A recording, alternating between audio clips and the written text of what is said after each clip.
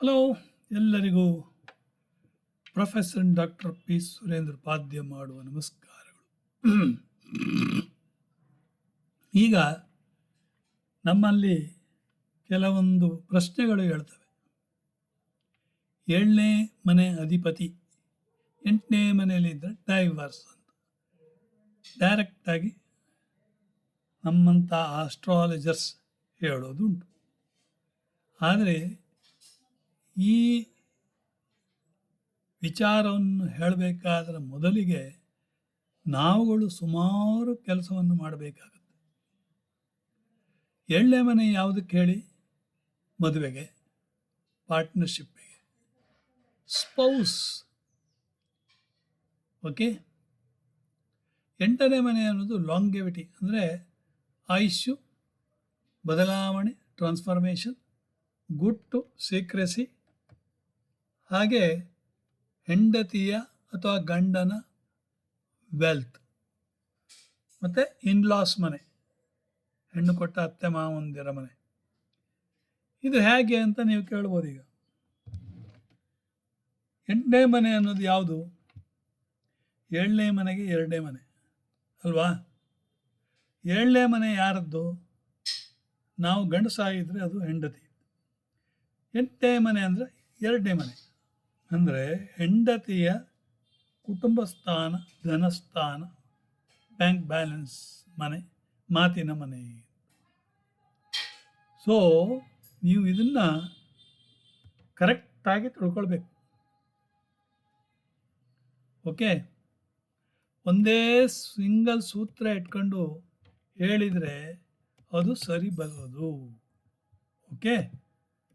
ಆವಾಗ ಸೊ ಯಾವ ಗ್ರಹ 8ನೇ ಮನೆಯಲ್ಲಿದೆ ಅಂತ ನೀವು ನೋಡಬೇಕಾಗುತ್ತೆ. ಮತ್ತು 8ನೇ ಮನೆ ಅಧಿಪತಿ ಯಾರು, ಆತನು ಎಲ್ಲಿ ಇರುವನೆಂದು ನೋಡಬೇಕಾಗತ್ತೆ. ಸಪೋಸ್ ಆ ಗ್ರಹ ಎಲ್ಲಿಯಾದರೂ ಮೇಲ್ಫಿಕ್ ಅಥವಾ ಬೆನಿಫಿಕ್ ಅಂತಲೂ ನೋಡಿ. ಒಂದು ವೇಳೆ 7ನೇ ಮನೆಯ ಅಧಿಪತಿಯು 8ನೇ ಮನೆಯಲ್ಲಿದ್ದರೆ 2 ಅಥವಾ ಅದಕ್ಕಿಂತ ಹೆಚ್ಚು ಮೇಲ್ಫಿಕ್ ಗ್ರಹಗಳು 8ನೇ ಮನೆಯನ್ನು ನೋಡುತ್ತಿದ್ದರೆ, ಅದು ಕೂಡ 2ನೇ ಮನೆಯಿಂದ 8ನೇ ಮನೆ ಮೇಲೆ. ಯಾಕಂದರೆ 2ನೇ ಮನೆ ಅನ್ನೋದು ನಿಮಗೆ ತೋರಿಸ್ತೇನೆ ನೋಡಿ.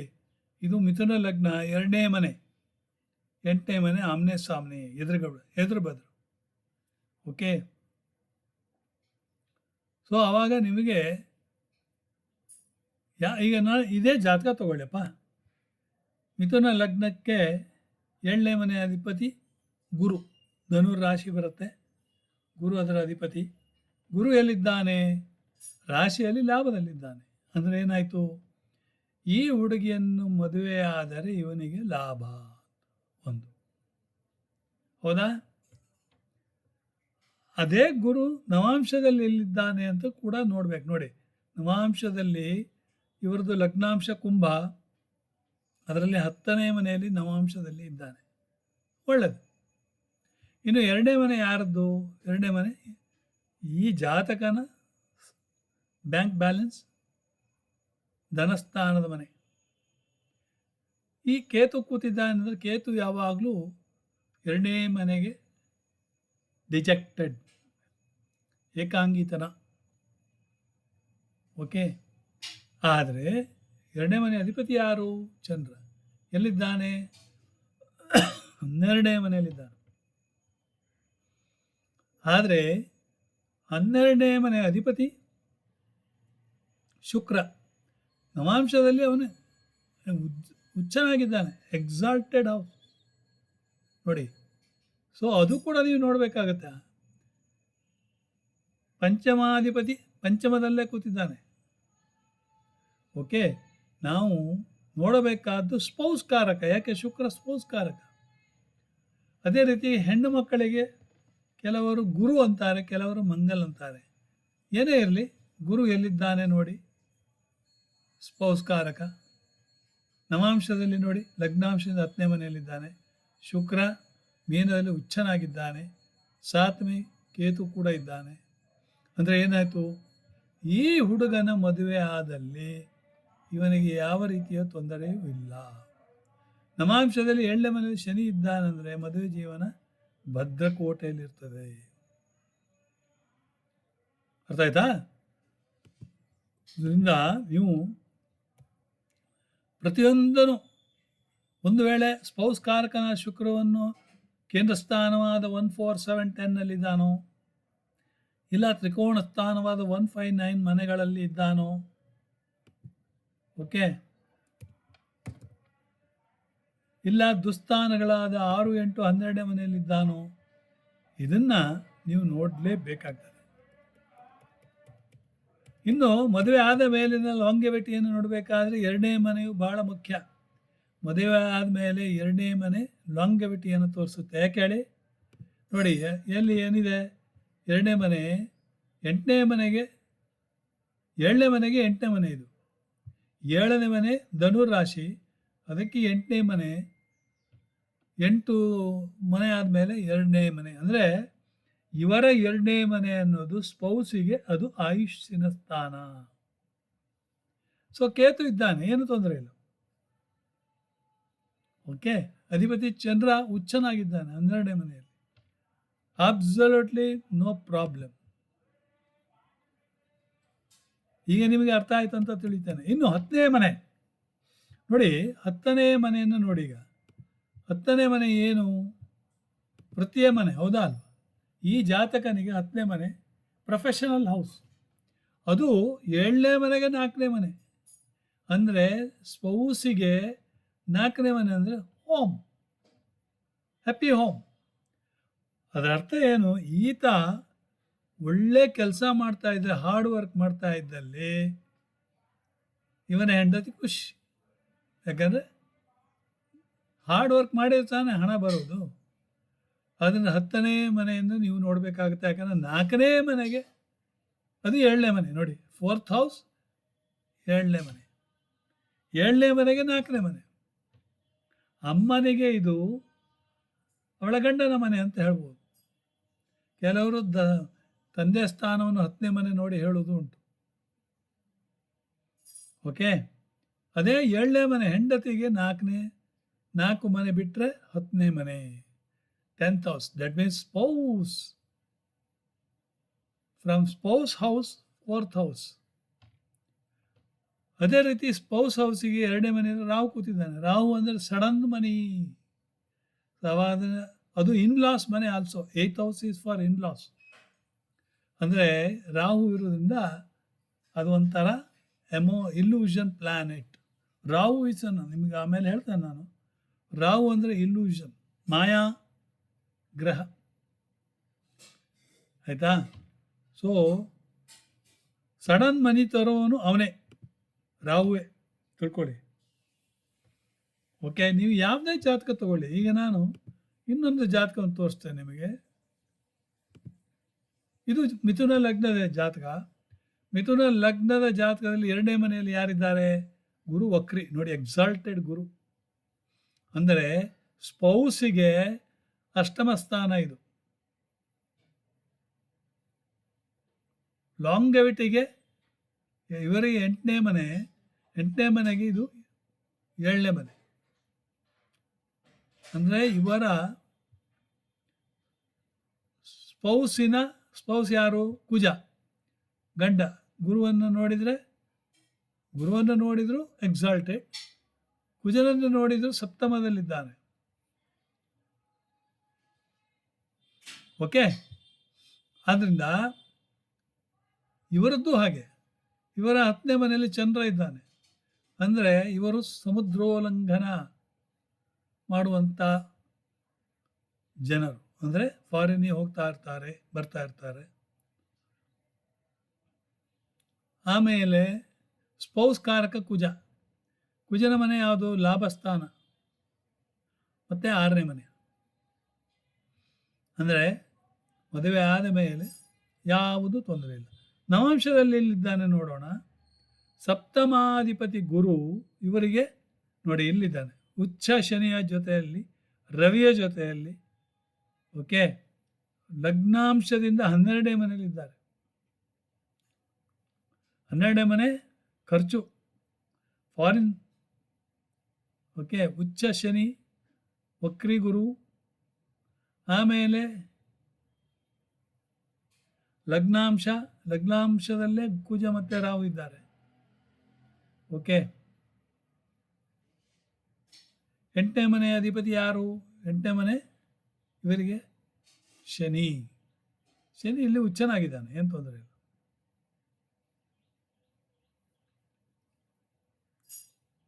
ಓಕೆ, ಅಂದರೆ 6, 7, 8ನೇ ಮನೆಯಲ್ಲಿ ಇಲ್ಲ. ಒಂದಂತೂ ತಿಳ್ಕೊಳ್ಳಿ, 6, 7, 8ನೇ ಮನೆಯಲ್ಲಿ ಇಲ್ಲ. ಅದೇ ರೀತಿ ಇನ್ನೊಂದು ಜಾತಕವನ್ನು ತೋರಿಸ್ತೇನೆ ನೋಡಿ.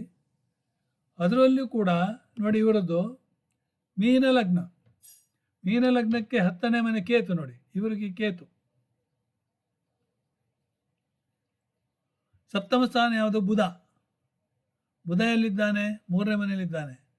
ಸಪ್ತಮ ಸ್ಥಾನಾಧಿಪತಿ ಬುಧ. ಅದೇ ನವಾಂಶದಲ್ಲಿ ಎಲ್ಲಿದ್ದಾನೆ? ಲಗ್ನಾಂಶದಿಂದ 6ನೇ ಮನೆಯಲ್ಲಿ ವಕ್ರಿ. ವಕ್ರಿ ಅಂದರೆ ನಾವು ಹಿಂದಕ್ಕೆ ತಗೊಳ್ತೇವೆ, 5ನೇ ಮನೆಗೆ ತಗೊಳ್ತೇವೆ. ಓಕೆ, 7ನೇ ಮನೆ ಅಧಿಪತಿ ಬುಧ. 8ನೇ ಮನೆ ಅಧಿಪತಿ, 8ನೇ ಮನೆಯಲ್ಲಿ ಶನಿ ಉಚ್ಚ.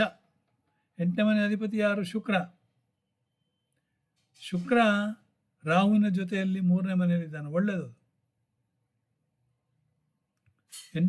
ಇವರಿಗೆ ಹೆಣ್ಣಾದ್ರಿಂದ we have to take Mangal. Mangal ತಗೊಂಡ್ರೆ ಧನಸ್ಥಾನದಲ್ಲೇ ಕೂತಿದ್ದಾನೆ ರವಿಯ ಜೊತೆಯಲ್ಲಿ. ಅದೇ ಗುರುವನ್ನು ತಗೊಂಡ್ರೆ ಭಾಗ್ಯದಲ್ಲಿ ಗುರು ಇದ್ದಾನೆ. ಇಲ್ಲಿ 4ನೇ ಮನೆಯಲ್ಲಿ ಗುರು ಇದ್ದಾನೆ. ಯಾವುದು? ನವಾಂಶದಲ್ಲಿ. ಸಿಂಹ ಲಗ್ನಾಂಶ, ಅದರಲ್ಲಿ 4ನೇ ಮನೆಯಲ್ಲಿ Guru. Okay, so in all respect these persons are enjoying. 2ನೇ ಮನೆ ಇವರಿಗೆ ಕುಜ ರವಿ, ಅಧಿಪತಿ ಕುಜ, ಏನು ತೊಂದರೆ ಇಲ್ಲ. ಓಕೆ, ಸೊ ಈ ರೀತಿಯಾಗಿ ನಾವು ನೋಡಿ ಹೇಳಬೇಕಾಗತ್ತೆ. ಓಕೆ, ಸೊ ಇನ್ನೊಂದು ಕೇತುವಿನ ವಿಚಾರ ಹೇಳಬೇಕಂತಿದ್ದೇನೆ. ಓಕೆ, ಸೊ ಇಲ್ಲಿ 10ನೇ ಮನೆ 7ನೇ ಮನೆಯಿಂದ 4ನೇ ಮನೆ ಅಂದರೆ 10ನೇ ಮನೆಯನ್ನು ನೋಡಿದಲ್ಲಿ ನಿಮಗೆ ಅರ್ಥವಾಗಬೇಕು, ನೀವು ಮದುವೆ ಆದಮೇಲೆ ಎಷ್ಟು ಸಂತೋಷವಾಗಿದ್ದೀರಾ ಅನ್ನೋದು. ಜಾತಕದಲ್ಲಿ ಎಲ್ಲ 12 ಮನೆಗಳು ಪ್ರಾಮುಖ್ಯತೆಯನ್ನು ಹೊಂದಿರ್ತದೆ, ತಿಳ್ಕೊಳ್ಳಿ. ಅದಂತೂ ಗ್ಯಾರಂಟಿ ತಿಳ್ಕೊಳ್ಳಿ. 7ನೇ ಮನೆಯಿಂದ 6, 8, 12ನೇ ಮನೆಗಳು ನೋಡಬೇಕು. ಒಂದು ವೇಳೆ 2 ಯಾ ಹೆಚ್ಚಿನ ಮೇಲ್ಫಿಕ್ ಗ್ರಹಗಳು ಅಥವಾ ಟ್ರಿಕ್ ಭಾವದಲ್ಲಿ, ಓಕೆ, ಭಾವದಲ್ಲಿ, ಅದು ಕೂಡ 7ನೇ ಮನೆಯಿಂದ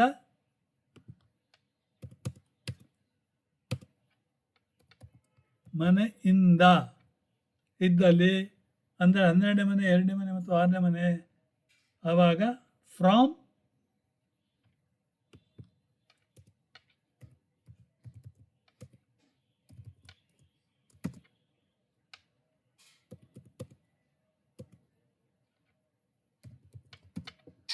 ಏಳನೇ ಮನೆಯಿಂದ ಮದುವೆ ಜೀವನದ ಇಶ್ಯೂಸ್ ಕ್ರಿಯೇಟ್ ಮಾಡುತ್ತದೆ ಅಂತ ನಾವು ಹೇಳ್ತೇವೆ. ಓಕೆ, ಸೊ ಮತ್ತು ಎಕ್ಸಾಂಪಲ್ ನಿಮಗೆ ಆಲ್ರೆಡಿ ಕೊಟ್ಟಿದ್ದೇನೆ, ನಾನು ಮತ್ತೆ ಕೊಡುವ ಅಗತ್ಯ ಇಲ್ಲ. ಓಕೆ,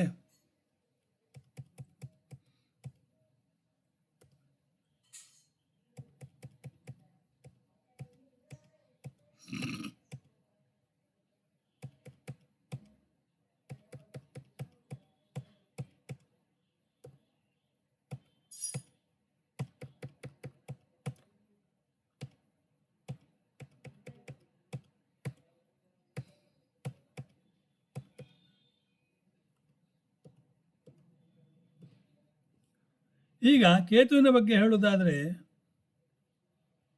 ಫಲದೀಪಿಕಾ ನನ್ನ ಹತ್ರ ಬುಕ್ ಇದೆ. ಫಲದೀಪಕದಲ್ಲಿ ಏನು ಕೊಟ್ಟಿದ್ದಾನೆ ಅಂದರೆ, ಕೇತು ಮಹಾರಾಜನಿಗೆ 0 ಮಾರ್ಕ್ಸನ್ನು ಕೊಟ್ಟಿದ್ದಾನೆ. ಕೇತುಗೆ ಕೊಟ್ಟದ್ದು ಕಾಲಾಮೃತ. ಓಕೆ, ಕಾಲಾಮೃತದಲ್ಲಿ ಕೇತುಗೆ ಒಂದು ಪ್ರಾಧಾನ್ಯ ಕೊಟ್ಟಿದ್ದಾರೆ.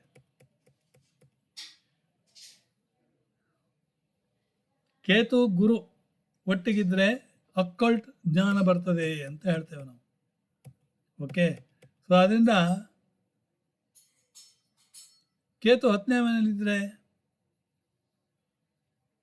ಇಲ್ಲ 10ನೇ ಮನೆ ಅಧಿಪತಿಯೊಂದಿಗಿದ್ದರೆ ಅಥವಾ ಕರ್ಮಕಾರಕ ಶನಿಯೊಂದಿಗೆ ಇದ್ದರೆ ನಿಮ್ಮ ವೃತ್ತಿ ಜೀವನಕ್ಕೆ ತಿಲಾಂಜಲಿಯನ್ನು ಕೊಡ್ತೀರಿ ಅಂತ. ನೋಡಿ, ಅವನು ಕೇತು ಡಿಜೆಕ್ಟೆಡ್. ಓಕೆ, ಕೇತುವಿನ ಜೊತೆಯಲ್ಲಿ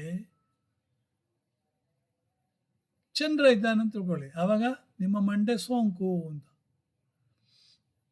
ಅದು ಕೃಷ್ಣ ಪಕ್ಷದ ಚಂದ್ರ ಇದ್ರೆ ಪಿರ್ಕಿ ಲೂಸು ಅಂತೀವಿ. ಅದೇ ರಾಹು ಚಂದ್ರ ಇದ್ರೂ ಕೂಡ ಹಾಗೆ. Rahu is actually illusion planet, ನಿಮ್ಮನ್ನು ಎಲ್ಲಿ ಬೇಕಾದ್ರೆ ತೆಗೆದುಕೊಂಡು ಹೋಗ್ಬೋದು. ಕೇತು ಆಗಲ್ಲ, ಕೇತು ಆಧ್ಯಾತ್ಮಿಕದತ್ತ ಹೇಳ್ಕೊಂಡು ಹೋಗ್ತಾನೆ. ಓಕೆ, ಅಷ್ಟೇ ಡಿಫ್ರೆನ್ಸ್.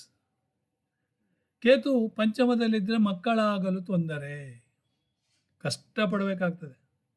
ಕೊನೆಗೆ ಜನಗಳು ಹೇಳ್ತಾರೆ, ಈಗಿನ ಕಾಲದಲ್ಲಿ IVC ಮಾಡಿಕೊಂಡ್ರೆ ಅದು ಕೂಡ ಸಿಗುತ್ತೆ, ಕೃತಕ ಇಂಪ್ಲಾಂಟೇಷನ್. ಹೌದಾ? ಇನ್ನು ಕೇತು 9ನೇ ಮನೆಯಲ್ಲಿದ್ದರೆ ದೃಷ್ಟಿಯು 9ನೇ ಮನೆ ಮೇಲೆ ಬೀಳ್ತದೆ, ಅಜ್ಜ 5ನೇ ಮನೆ ಮೇಲೆ. ಸೊ ಅಜ್ಜನ ಮನೆ, ಅಜ್ಜನ ಮರಣ ಇಲ್ಲ ಆರೋಗ್ಯದಲ್ಲಿ ಏರಿಳಿತ ಆಗ್ತದೆ. ತಂದೆಗೆ 9ನೇ ಮನೆ ಕೇತು, ಆದ್ದರಿಂದ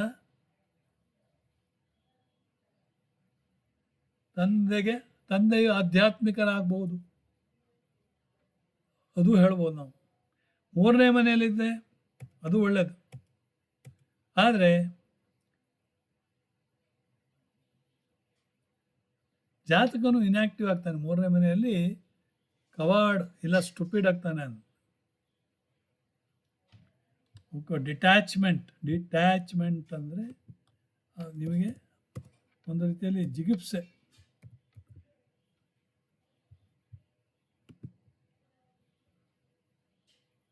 ನಾಲ್ಕನೇ ಮನೆಯಲ್ಲಿದ್ದರೆ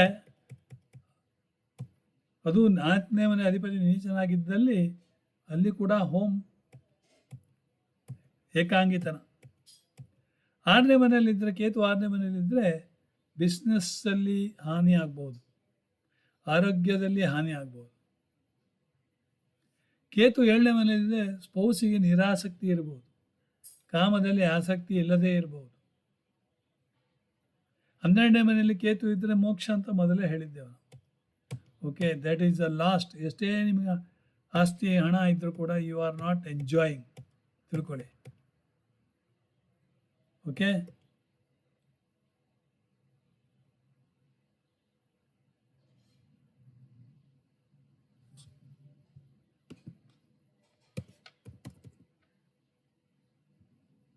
ಎಂಟನೇ ಮನೆಯಲ್ಲಿ ಕೇತು ಇದ್ದರೆ ಮದುವೆ ಜೀವನದಲ್ಲಿ ಒಂದು ರೀತಿಯಲ್ಲಿ ಎಲೆಕ್ಟ್ರಿಕ್ ಸ್ಪಾರ್ಕ್ ಆಗ್ತಾನೆ.